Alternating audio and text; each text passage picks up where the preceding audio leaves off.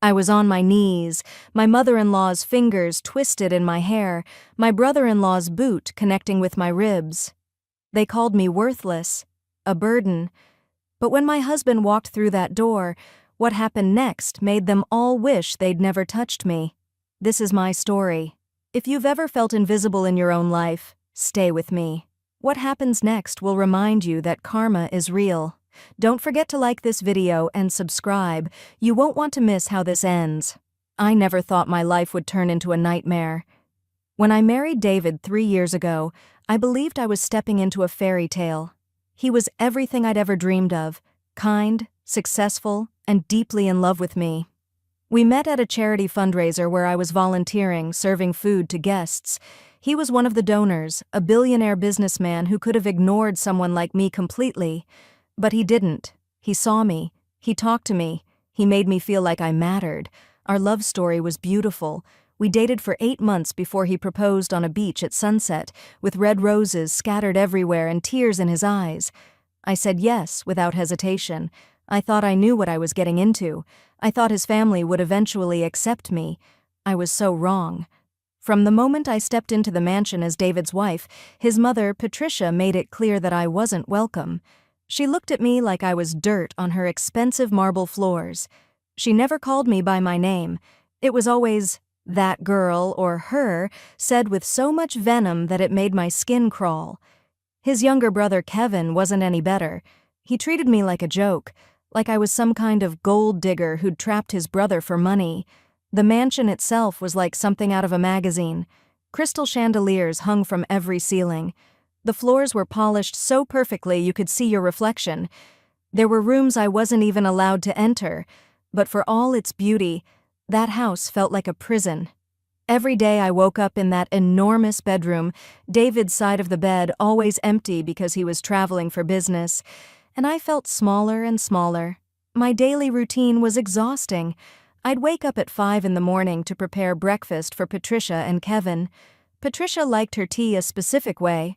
Not too hot, not too cold, with exactly 2 sugar cubes and a slice of lemon on the side. If I got it wrong even by a little bit, she'd pour it down the sink right in front of me and make me do it again.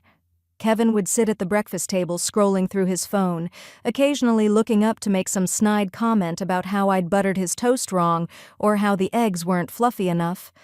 I wore simple clothes because anything nice I tried to wear, Patricia would criticize. She'd say I was trying too hard or that I looked ridiculous pretending to be something I wasn't. So I stuck to plain white blouses and gray skirts, clothes that made me blend into the background. Meanwhile, Patricia wore designer dresses that cost more than most people's cars, and Kevin strutted around in expensive suits like he owned the world, which, technically, his family did. David was rarely home. His business empire required constant attention, constant travel. London one week, Tokyo the next, then Dubai, then New York. He'd call me when he could, asking how I was doing, telling me he missed me. I wanted to tell him the truth. I wanted to tell him that his mother had made me re-wash the dishes 3 times because she claimed they weren't clean enough. I wanted to tell him that Kevin had accidentally spilled coffee on me and then laughed about it. But whenever I opened my mouth to say something, he'd mention how tired he was, how stressful the negotiations were, and I'd swallow my words. I didn't want to be another burden. The abuse escalated slowly, like water slowly coming to a boil.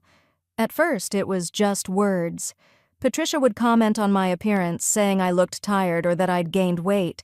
She'd criticize my cooking even though I followed recipes perfectly. She'd tell the maids to redo work I'd already done just to humiliate me. Kevin would bring his girlfriend over, a model named Tiffany who wore bright red dresses and expensive perfume, and they'd sit in the living room making jokes about me while I served them drinks. They'd laugh about how David had married down, how I must have tricked him somehow.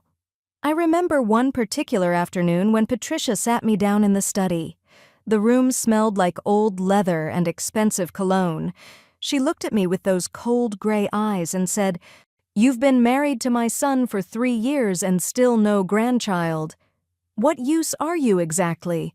Her words cut deeper than any knife.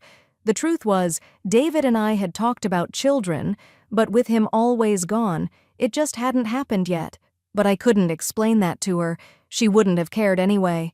I tried reaching out to David more desperately as things got worse. I'd call him during his meetings, but he'd text back saying he'd call later. Later never came. Or when it did, he'd be so exhausted that our conversations lasted 5 minutes before he fell asleep. I started to wonder if he even cared. I started to wonder if I'd made a terrible mistake marrying into this family. The breaking point came on a Tuesday evening. I remember it was Tuesday because Patricia had her book club every Tuesday, and she'd been in an especially foul mood all day preparing for it. She'd brought out her prized possession, a crystal vase from France that had been in her family for generations. It was sitting on the mantel in the living room, catching the light from the chandelier above. I was dusting the room, being as careful as I possibly could, but Kevin came bounding through, chasing after his dog, a golden retriever that he let run wild through the house. The dog crashed into my legs and I stumbled backward. My elbow hit the mantel. Everything happened in slow motion.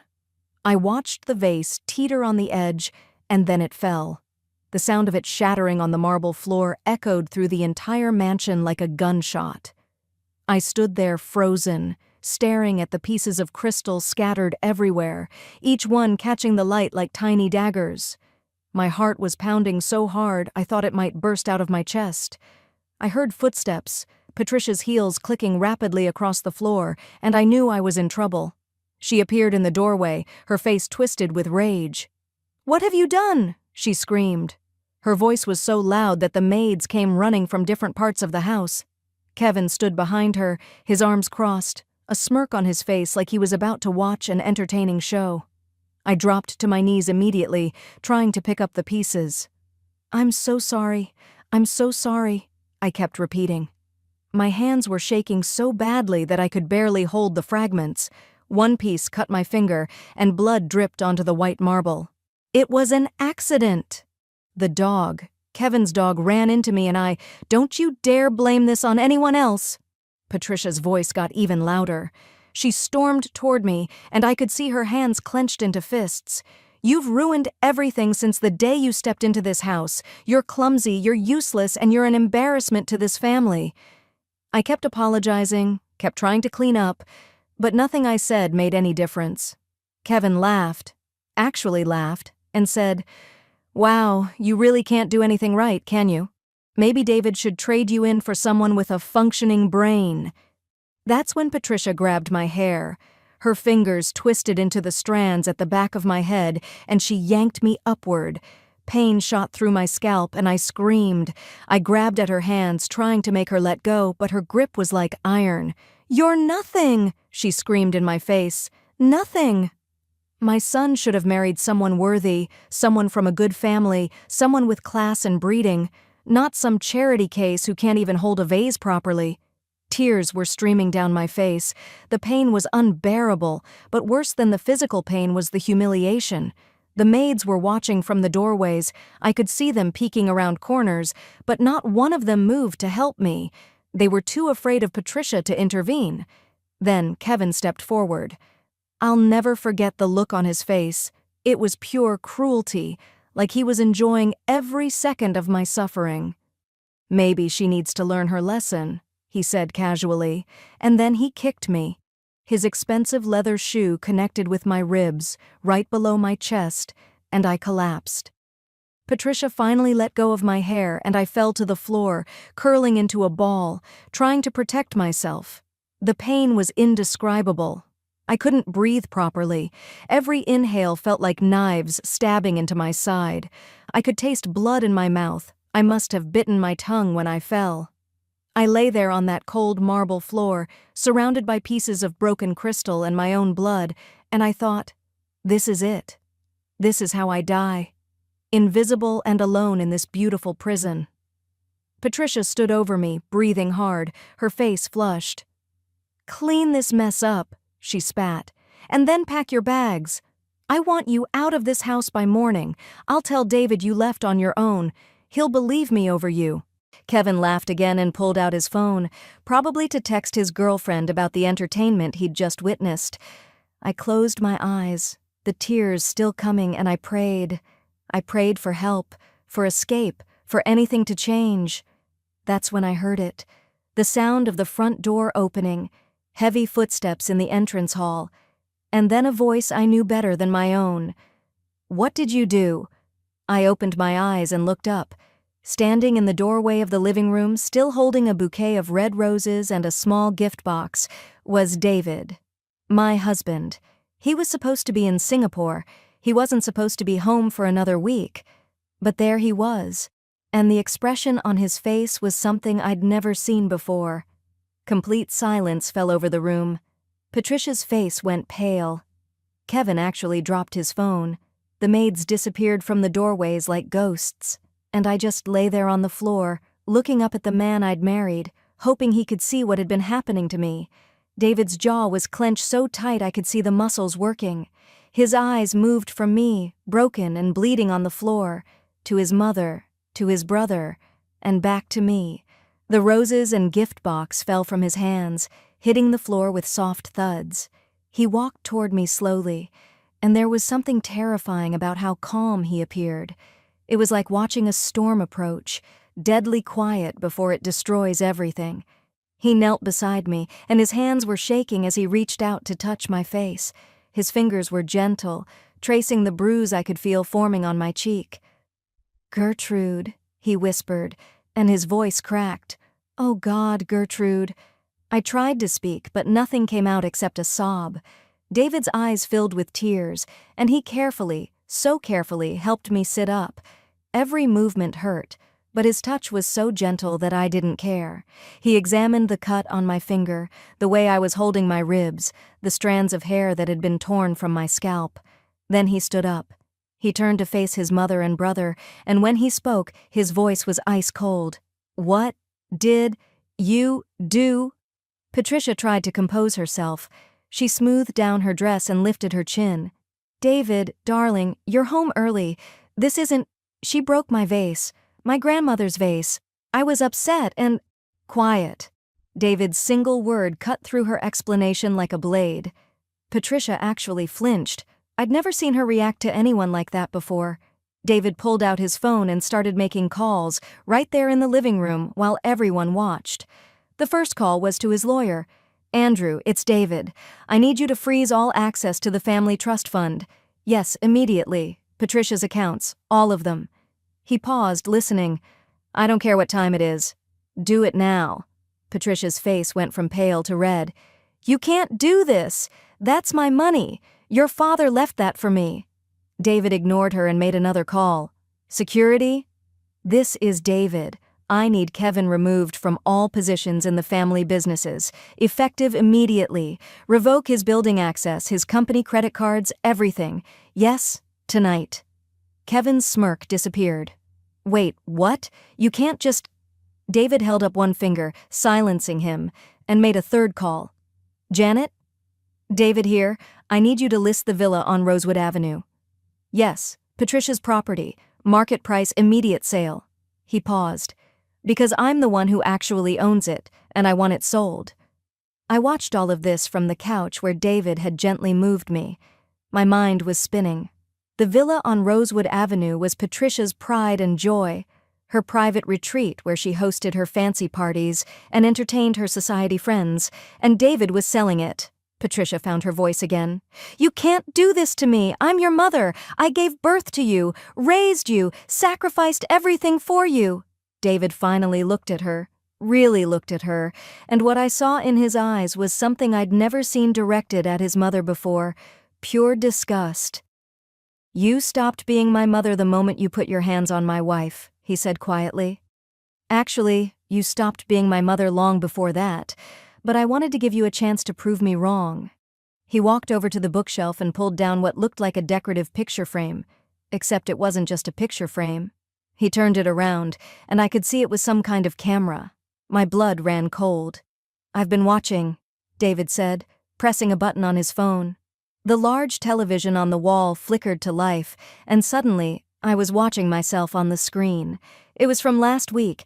Patricia was criticizing my cooking, making me taste the soup over and over while she told me it was disgusting. The audio was crystal clear.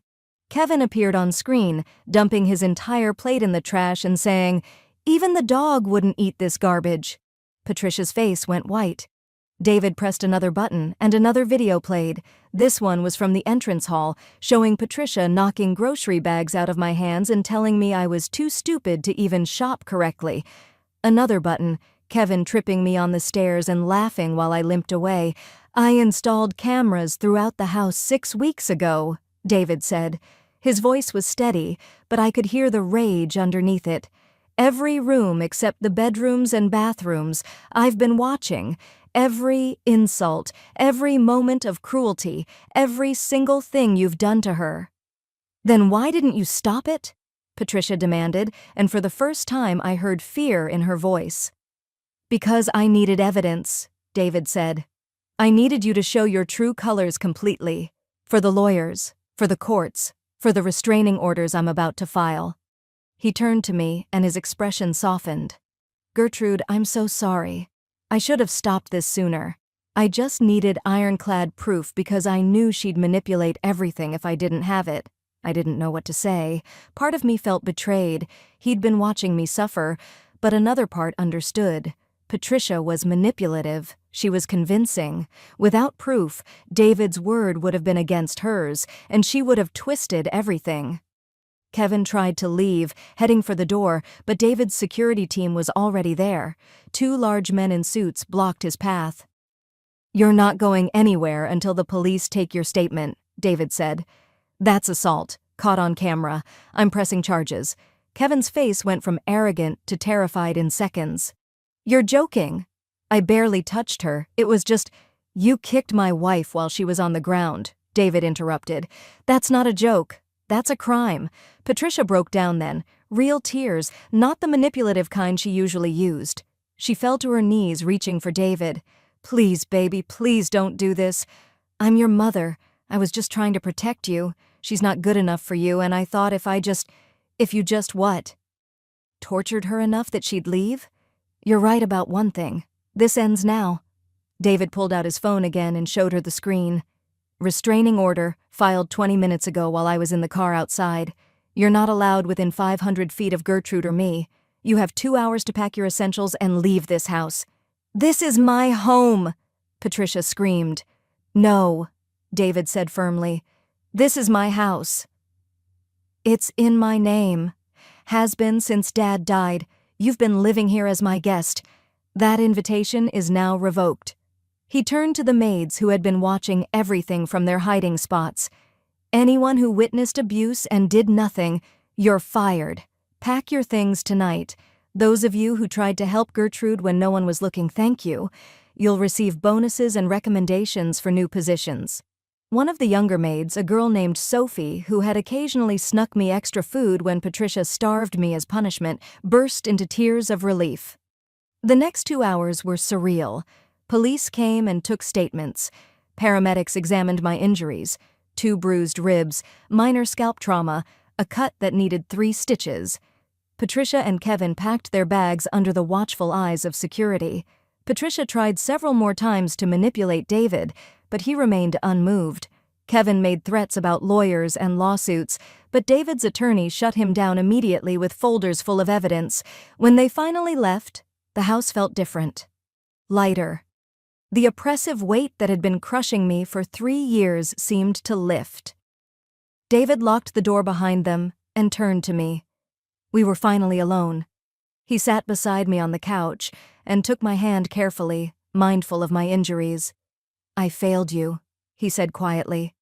"I let work consume me.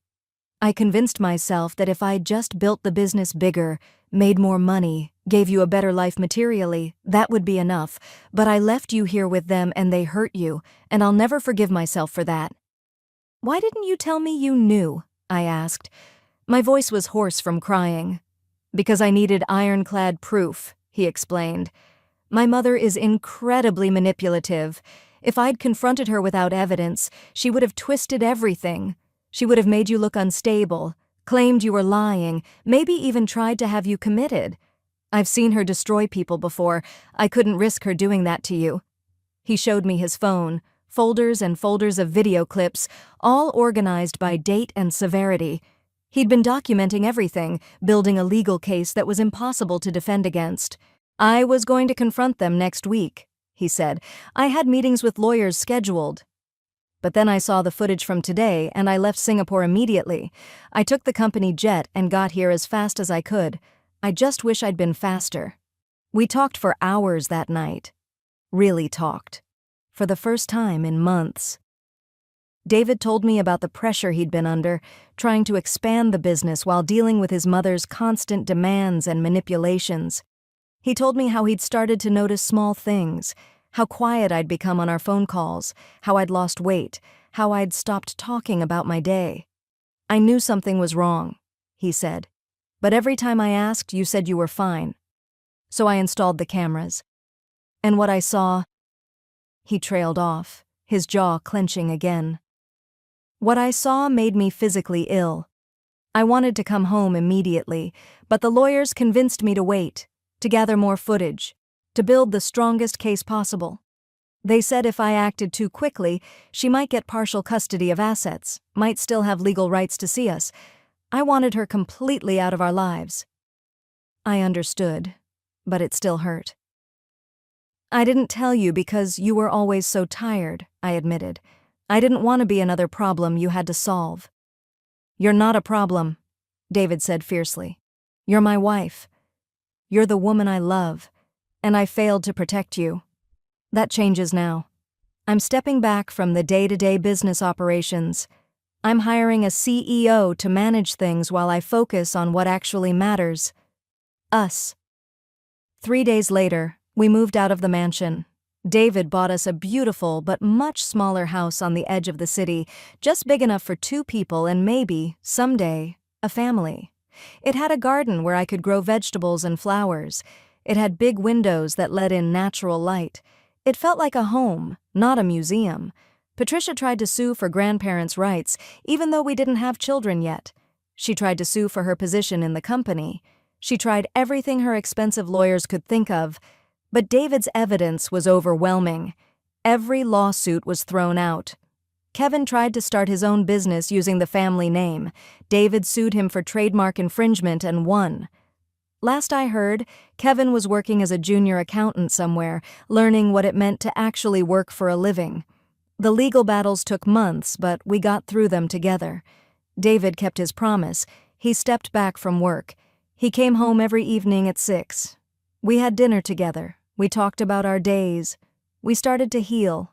I still have nightmares sometimes. I'll dream that I'm back in that mansion, back on that floor with Patricia's hands in my hair. But then I wake up, and David is there, and this house is quiet and peaceful and ours. It's been 3 months now since that terrible Tuesday. 3 months since my life changed completely. I'm starting to feel like myself again. Or maybe I'm becoming someone new, someone stronger, someone who knows her worth. David is sitting across from me now as I record this story, and he's smiling at me with so much love that it makes my heart ache in the best way. We're planning a real honeymoon, just the 2 of us. No business calls, no family drama. Just us, finally getting the beginning we should have had 3 years ago. I'm telling you this story because I want you to know something important. If you're in a situation where people who should love you are hurting you instead, family, partners, anyone, please know that you deserve better. You deserve to be protected. You deserve to be valued. And sometimes the help you need comes from unexpected places, but you have to be brave enough to let people see what's really happening. I was so afraid to tell David the truth because I didn't want to be a burden. But by staying silent, I almost lost everything. Don't make my mistake. Speak up, ask for help, and if the people who should protect you won't, find someone who will. Thank you for staying with me through this story. If it touched you in any way, please hit that like button and subscribe to this channel. I share these stories because I believe they can help someone who's going through something similar. Drop a comment below telling me what you would have